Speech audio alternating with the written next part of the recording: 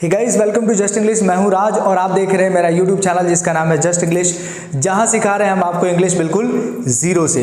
अब तक गाइस हमने टेंसेस सीख लिए और गाइस हमने स्ट्रक्चर्स भी सीख लिए। अब सीख रहे हैं हम थोड़े से एडवांस इंग्लिश जो है पैसिव ऑफ टेंसेस।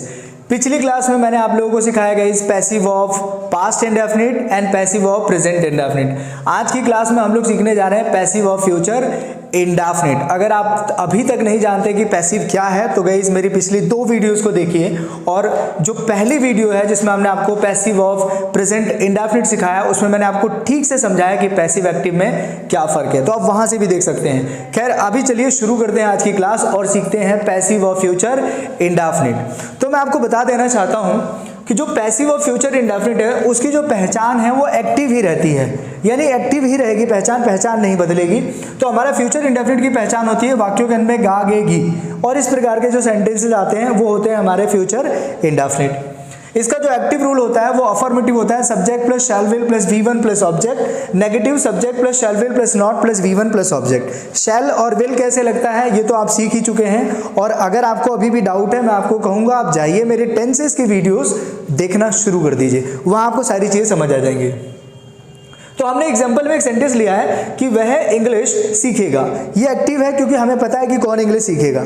दूसरा है सेंटेंस कि वह इंग्लिश नहीं सीखेगा, ये नेगेटिव है। तो हमने पहला सेंटेंस ट्रांसलेट किया इससे, वह इंग्लिश सीखेगा, so he will learn English, active. Negative, he will not learn English.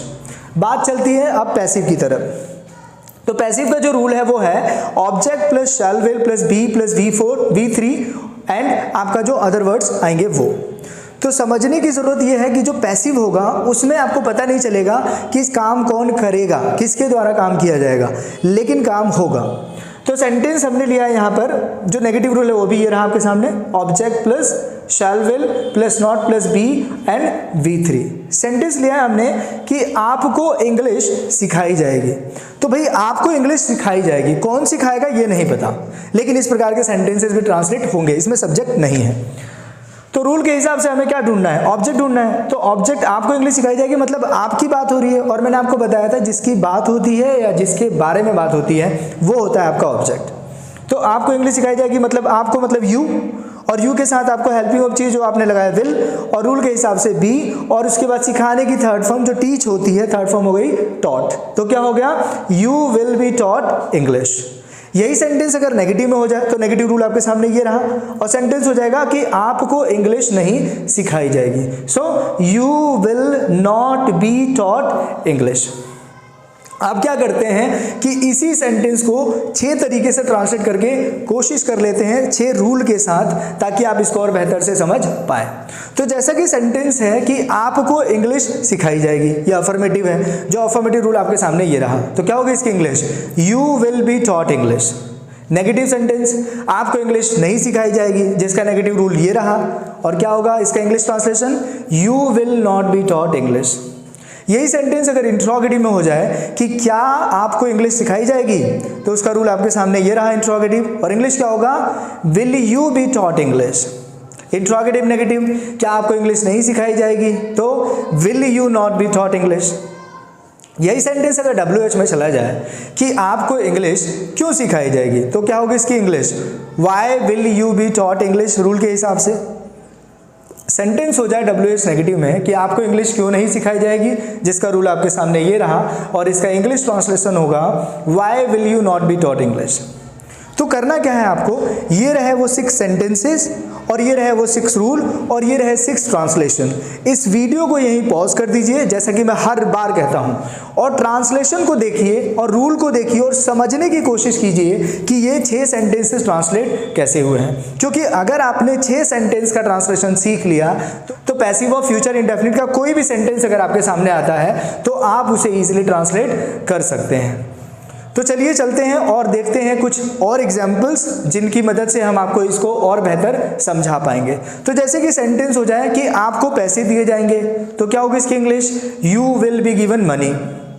आपसे इस बारे में पूछताछ की जाएगी, so you will be interrogated about this. मुझे इस बारे में कब बताया जाएगा, when will I be told about this. कितने पैसे उसको दिए जाएंगे, how much money will he be given.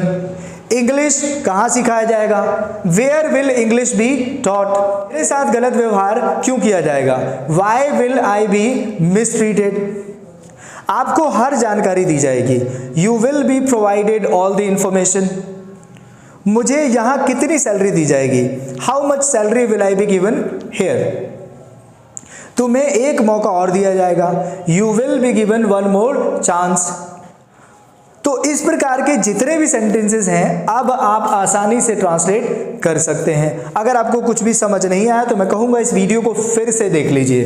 तो ये रहे वो फिर आपके सामने कुछ सेंटेंसेस जो हर बार हम आपको देते हैं। इन सेंटेंसेस को कमेंट्स बॉक्स में ट्रांसलेट करने की कोशिश कीजिए। अगर आपके पास कोई डाउट है, कोई सवाल है तो आप लोग मुझे डायरेक्टली कमेंट्स कर सकते हैं। तो मिलते हैं अगली क्लास में, और अगली क्लास में हम लोग सीखने जा रहे हैं पैसिव ऑफ कंटिन्यूअस, क्योंकि passive of present indefinite, passive of past indefinite और पैसिव ऑफ फ्यूचर इंडेफिनिट अब तक हमने सीख लिया है। अगर आप वीडियो पर पहली बार हैं मेरे चैनल पर तो प्लीज चैनल को सब्सक्राइब कर दीजिए।